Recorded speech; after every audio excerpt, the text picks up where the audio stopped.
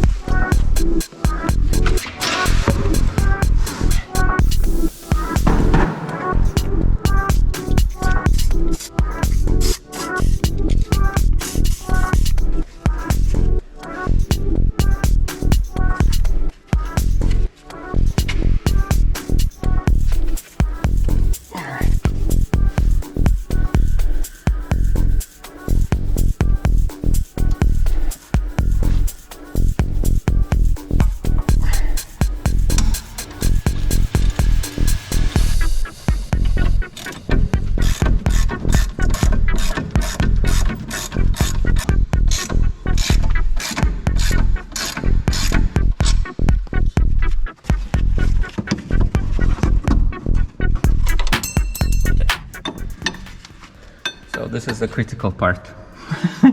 If I'm gonna try to remove this and I break this line, then I cannot continue with my work, and I need to buy brake lines. So hopefully it's not rusted in there too bad, and hopefully it doesn't break when I remove it, and hopefully I don't try to spin it the wrong way. Which way do I spin it now? This way, I think. Alright, so I did not read the service manual for this. Not really sure how this is supposed to work. Because I'm supposed to spin the brake line, but there's no slack for it to spin. So am I supposed to spin the caliper while holding the line stationary?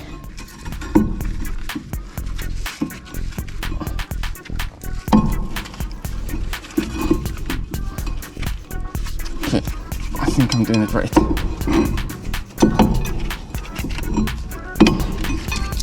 Yay!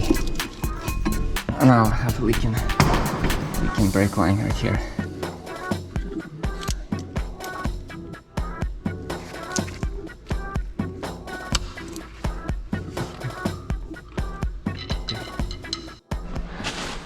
All right, so, and this is what I ordered.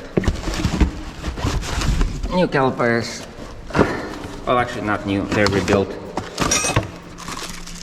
Cool, they come with this bracket here.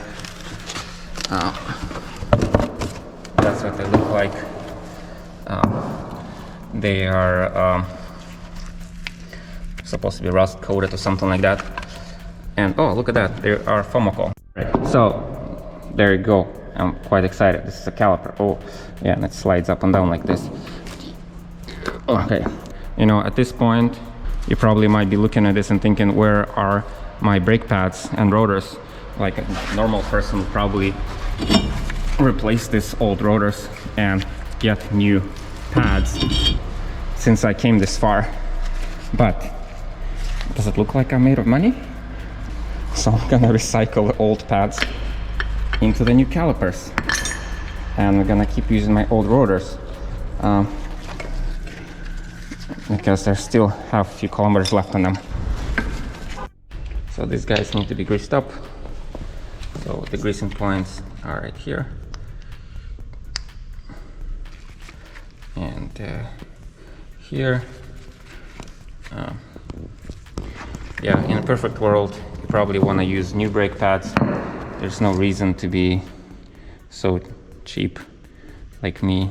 We're using old brake pads and not buying new rotors, which are grooved and worn.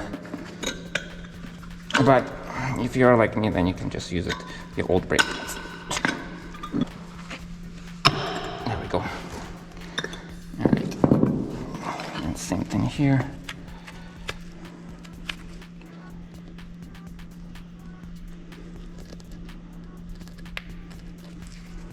Don't grease your pads. Grease only the edges of the pad, not the pads themselves. If you grease the pads themselves, they're probably not going to work very well. Okay, now let's see if I learned anything. So I think I'm supposed to apply it here and then push it up in the middle. All right, maybe like that. Okay, need to put grease on these guys so they don't rust over so much. And yeah, ready to reinstall. I'm not really sure what was Ford thinking where they designed this. Somehow I need to. Oh, okay. Now it has a little bit more play in it. Now I need to put this guy into here. Like this.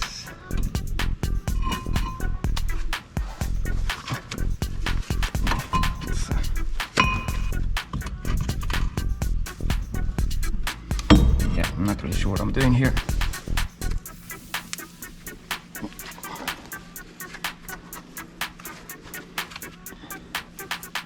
Or maybe something. Okay. I think, according to Ford, this is how you install the brake line. You hold the brake line in place and then twist the caliper. Maybe. I'm not a mechanic, but it seems to be working. Goes one way. This is the way to tighten it.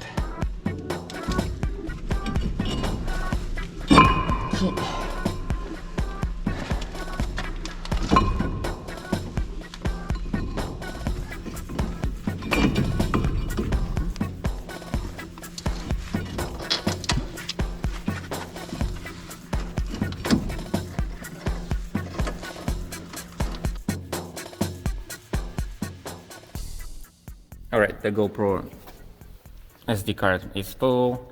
So the situation is I've installed it, fully tightened, and tightened the... Oh wait, that's the wrong way. Is it the wrong way? No, it's not the wrong way, it's the correct way. Yeah. Anyway, it is. This thing is fully tightened. I'm not sure if it's tightened too much or too little. I can fix it if it's too little later. I can't fix it if it's too much. And that's how it is. The caliper is not compressed. but that's neither here nor there. The point is it's installed, but the line is not straight. The line is kind of kinked. I think it's about 180 degrees off. So it's not a full turn off. I can't just flip a caliper around. It's not going to fix the issue. I think how this problem needs to be solved is that I need to loosen this guy here, and I think this guy will allow me to rotate it and put it in a different position so I can take this twisting out of here. I think. Wait a sec. Even if I do take a twisting out of there, is this thing gonna allow me to twist it in this place? Anyway, that's something I will investigate now. After a bunch of finagling, I think I figured it out. So this place and that place has lock-in rotations every 90 degrees, so I can lock it every quadrant. And I think I got this hose straightened out here, and it's sitting very well. Then I've loosened this guy up. As you can see, he's leaking right now, and I think I locked him into somewhat happy place.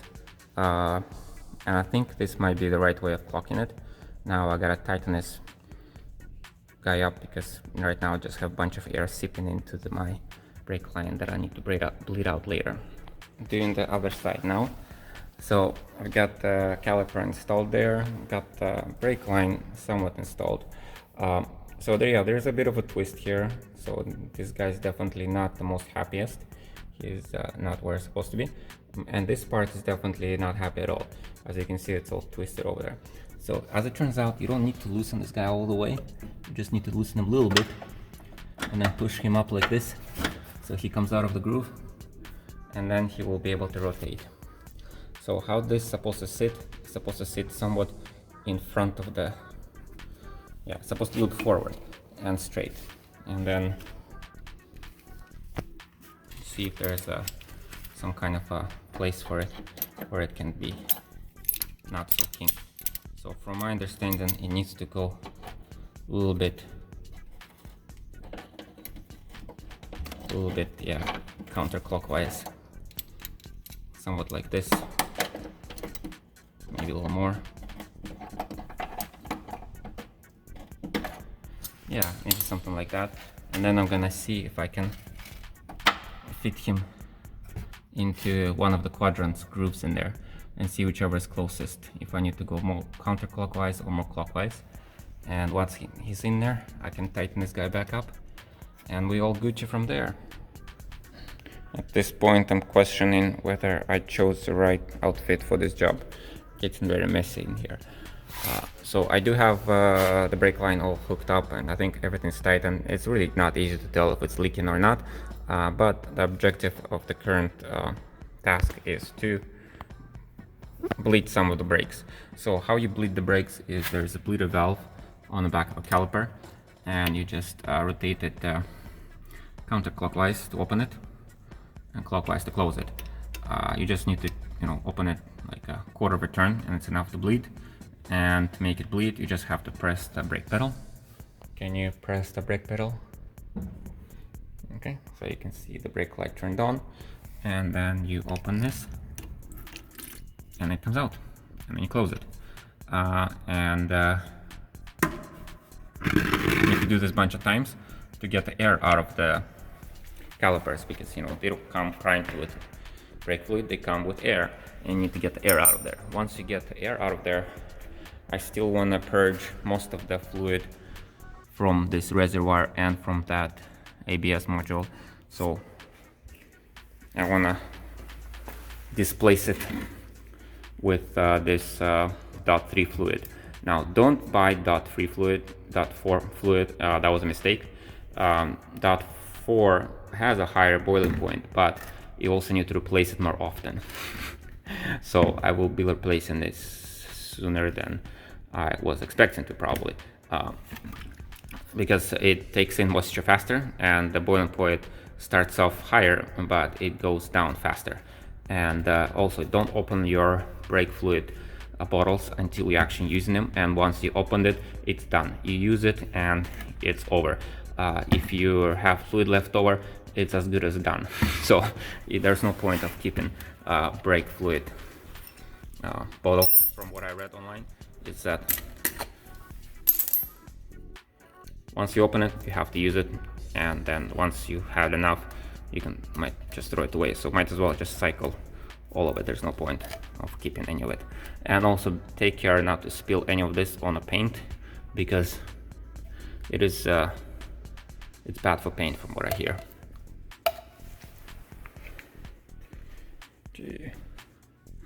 Okay, so not to embarrass myself, I'm just gonna cut this video here in case I do spill. But this is a brake reservoir, and that's where it goes. So I've bled the brakes quite a bit at this point. I wanted to start the car to let the accumulator prime. However, when I turn the key, even while holding the brakes, it doesn't work. The car doesn't want to start. And I think the reason for that is because it has been a month since this car has been sitting like this. In that 1 month, I have already drained the 12-volt battery. I've drained it by leaving the compressor plugged into the outlet, just sitting here draining it. I've brought the small battery home. The small battery, the 12-volt battery right here. I brought it home, I got it all charged up. But I think the hybrid battery might have drained itself and might be dead, and that's the battery that actually starts the engine. Ford actually thought about this, that this could happen, and they've made a charging circuit right here. You push this button, it will be solid, and now it's flashing, and I think it's flashing because maybe the hybrid battery has enough charge to start now. Maybe, just maybe. I have no idea why it didn't start, but that could have been the reason. And let me see if it starts now. Oh, yay, success, it did start. Alright, so I think the system is bled relatively well. I just wanted to clarify how the bleeding works. So the bleeding works by pressing the brake pedal, the brakes get pressurized, whatever the bubbles are in there will get compressed, and once they're compressed, that's when you open the valve while they're applying the brakes. Okay, can you press the brake? So when you apply the brake and you press it, it should shoot out like this. If it doesn't shoot out much, that means there has been not enough pressure applied. Or if you have a lot of bubbles in there, then it might not shoot out as much. Yeah, so once all the bubbles are purged, it should shoot out a steady stream, and that's when you have probably most of the bubbles out. And yeah, and then you close the valve. So you open it when there's brake pressure, and you close it when there's brake pressure, so air doesn't get in. So you open it for like half a second. Press the brakes like this, and you close it right away, and then you can release the brakes. So and then you repeat the process. All right, so at this point, I'm gonna start putting things back together. We'll put the tires back in there, and then I'm gonna take it for a test drive. I'm gonna unplug the ABS module and see if I can stop the car without the brake booster, or if my car doesn't stop, it will go straight into that wall. So I sure hope I can apply enough pressure on that brake pedal without breaking it and being able to stop that car.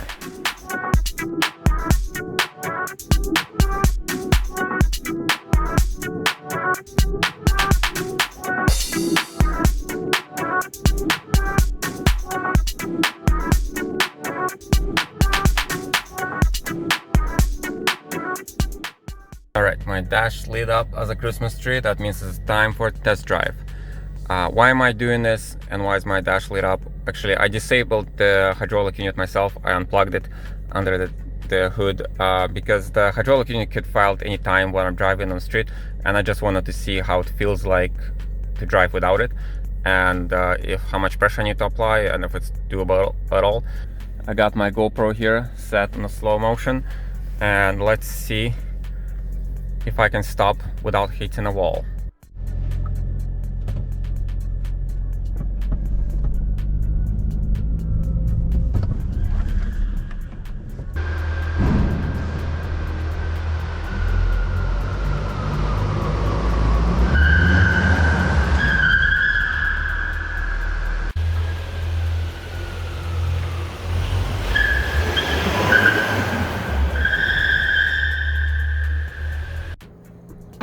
Well, the test drive went well. I was able to stop the car quite fine.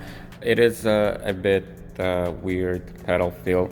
The pedal feel in this car is weird from the beginning because it's a hybrid, and now that there is no brake assist, it's even more weird. Basically, the car is trying to simulate like it has a torque converter, so whenever you put it into drive, it will start applying positive torque to the wheels. Once you press the brake pedal about 25% down, it will turn to negative torque, so it will try to put it into regen. Well, actually not so much negative, just in the regen. So if you're actually rolling, it will start regen. So you feel something, and then you do 50% and nothing. You do 75%, nothing. 100%, still nothing. What you have to do is keep pressing the pedal, even it doesn't feel like it's moving. But once you hit 100% and you keep pressing, the pressure from your foot will translate into pressure in the brake pads, and the car will actually provide some decent amount of braking. But it does feel weird because first you feel something at 25%, then you feel nothing for 75%. And only after you hit the dead stop, that's when you're actually able to apply braking. Anyway, so the car is working, and I went ahead and switched to insurance. So now I have one too many working cars.